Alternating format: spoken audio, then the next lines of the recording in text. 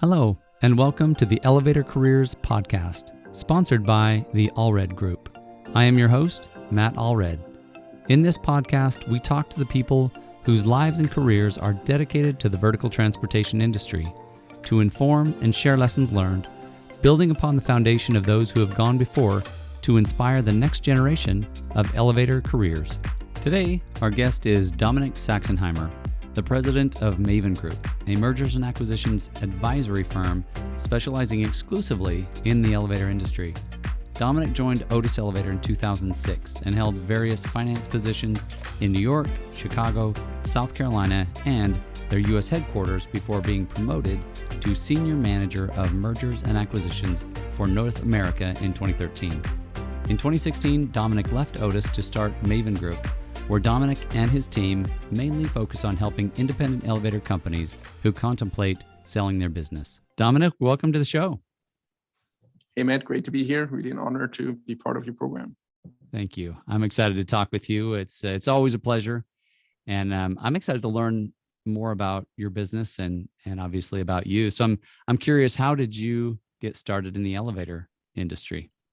Yeah, by sheer coincidence, really. I grew up in Germany and lived there for 30 years, and then met my wife who lived in New York. So I relocated to be with her and tried to make ends meet. Worked for actually AIG, the big insurance company, as a financial analyst because my English was pretty poor. So I focused on numbers, and then didn't enjoy that too much. And Otis was looking for a financial analyst after about a year or two.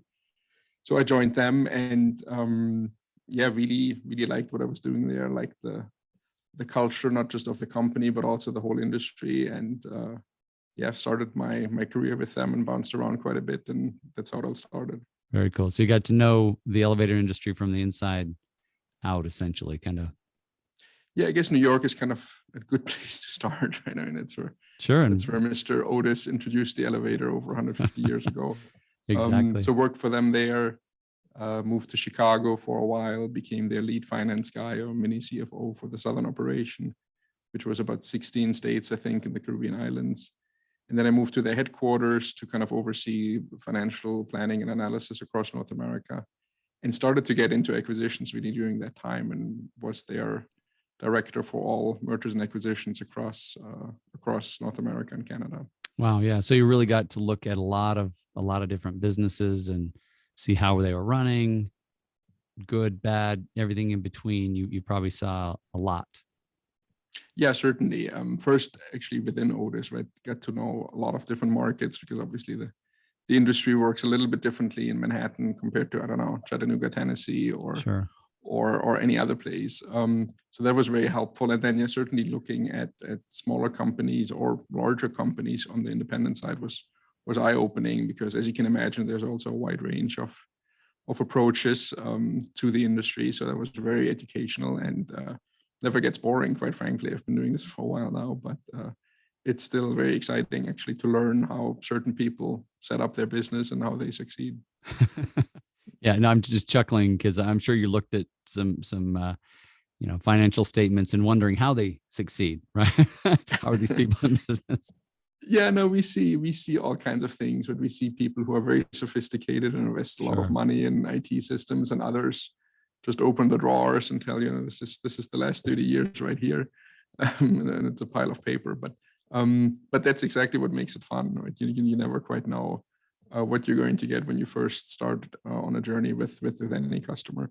Yeah. But yeah, no, it's been fun. It's been very rewarding, and I mean, I'm very happy to be in the position that I'm in today. Very cool. Very cool. So when did you realize that you had a passion for this industry? Yeah, I really never thought I would, right? I mean, when I was 15, right, I wanted to win a soccer World Cup, and certainly not wanted to be didn't want to be in the elevator industry. So no, I think it's really the people. I mean, starting to work for Otis in New York, of all places, in a huge open office with cubicles, I was just exposed to the people who really make things work. And that fascinated me early on, because obviously I was more on the finance side, and in a large company that has a certain level of sophistication when it comes to tracking numbers and tracking all of that.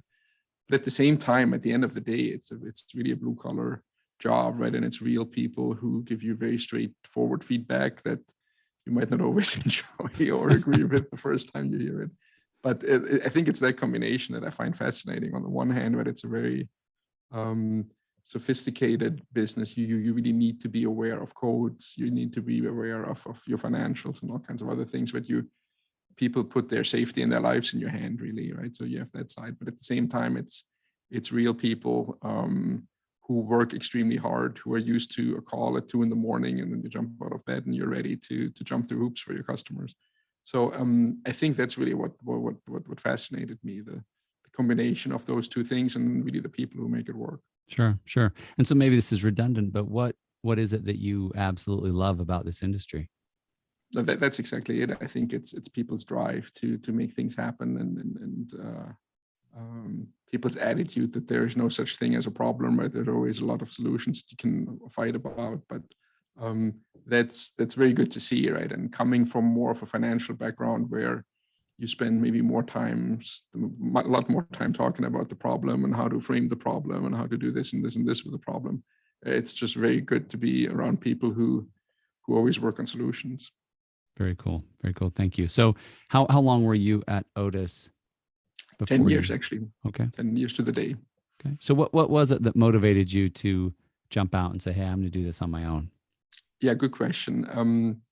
So as we looked at deals at Otis, there was always kind of a discrepancy between the expectations from a large company, right, that would look at an acquisition with a bunch of attorneys and with a bunch of accountants and with a safety committee and all that on the one side, right? And on the other side of the table, you typically had a guy and his wife who started a company 25 years ago. Sure. And who tried to do their best to kind of keep up with all the requests that were coming.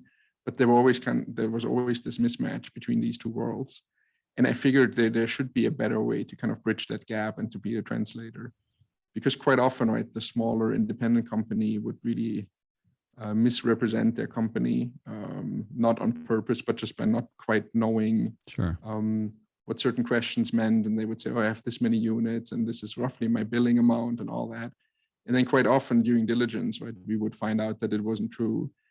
Clearly not because the sellers tried to be funny, right, and lead us on. That was not the intent at all, but it was just so many questions at the same time that people just got kind of lost in the shuffle. So I really saw an opportunity to help them to get, first of all, better deals for them, because once you represent what you have in an appropriate way, then the diligence process just becomes a confirmation of what you've said before. Clearly, right, you kind of, at the end of the day, you get more money if you have someone like me in the corner also. I guess we'll talk about that in a second. But I really felt the need for someone to fill that gap. And then secondly, in my prior life, right, I always had that kind of urge to kind of be more of an entrepreneur than an employee. And this was a great opportunity. And I have to give a shout out here to my business partner, Bill Vieri, who kind of gave me the final nudge to kind of jump out of the comfort of a nice career with Otis. Sure, if you can jump together, it's a little more have some company. No, absolutely, exactly. And he had a big shoulder to cry on, so it was great. Right? He's a perfect mentor for this kind of venture. Still helps me here and there. So I guess those were the big reasons. I think I'm just better in that environment as an entrepreneur rather than an employee.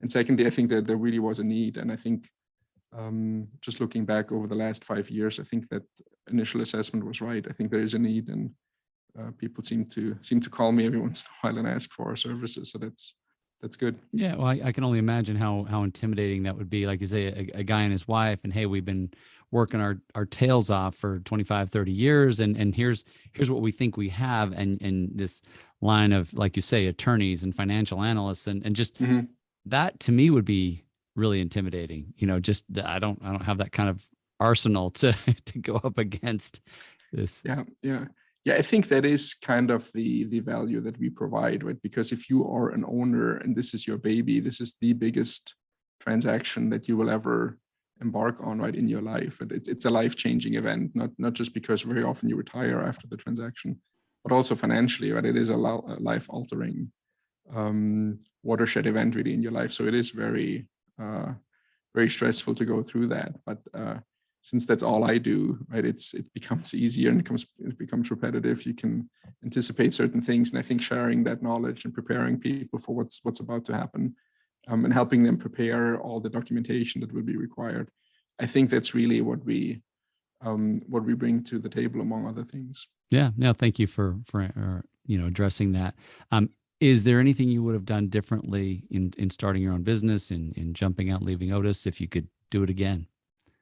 I mean, the standard answer, I guess, is I would have done it sooner. But at the same time that I'm saying this, it's not really true, because I think part of the reasons why we are somewhat successful here is because I spent a long time learning the industry first before I tried to kind of tell people everything I know. So I think it was good to have that 10-year learning period. So not really. I think it's like having kids. Right? Sometimes it's better that you don't know how tough the first year is. And the first year was certainly tough. But I don't think there's anything you can change about that. It's just the first year for any entrepreneur will be rough. Yeah. But no, I think overall it worked out really well. Right. Well, and it sounds like you definitely did well in finding your partner, Bill, at the time you did. And I think you've told me that Otis was actually acquiring his company. And so you kind of got to face off across the table. Is that correct? Correct. Yeah, we basically became friends and partners while we were negotiating against each other. But I think we really appreciated the honesty, the integrity that we saw in each other. And we also appreciated that you can fight hard about bigger amounts of money while still keeping a sense of humor. I think that goes a long way. As you can imagine, right, many of these transactions, going back to what I said before, are very emotional for sellers. Right? It is a life-changing event. Sure. And so people become tense at times, right? And it's very stressful. There's a lot of different balls in the air that you have to juggle. So every once in a while, you have to kind of find the right moment to add a little levity and maybe remind people that it's all good, actually, that usually you enter a transaction because it's a good deal for both sides. A win-win. Absolutely. Yeah. What would you say are some of the biggest challenges you face in the work that you do? Yeah, I think that's one of them, right? I mean, there's always emotion, and it's a complex environment. And even if we've been through it many times, there's always something new, right? There's always something where you have to pivot, right? Everybody, I think it's a Mike Tyson quote, everybody has a plan until you get punched in the face. I've heard that, So yeah. you kind of have to wait for that moment, no matter how much you slip and slide, right? At some point, something unforeseen will happen. And again, I think there's typically a lot of emotion involved, but that's, I think, also one of the key values that we provide is to be kind of the neutral source, right? So if a seller wants to voice frustration, they can come to us and speak to us, right? And then we translate that to the buyer. So everybody can yell at us, but the relationship between seller and buyer remains intact, right? Because they can go through us. And actually, quite frankly, that also happens between partners who own a business, right? Every once in a while, you might be in a situation where people want to break up a company because they don't get along anymore. So it's very helpful to have a third party there who can kind of mitigate between those two people, or three sometimes. Yeah. Thank you. So in all these transactions, all these businesses you've looked at, what would you say is one of the craziest things you've seen?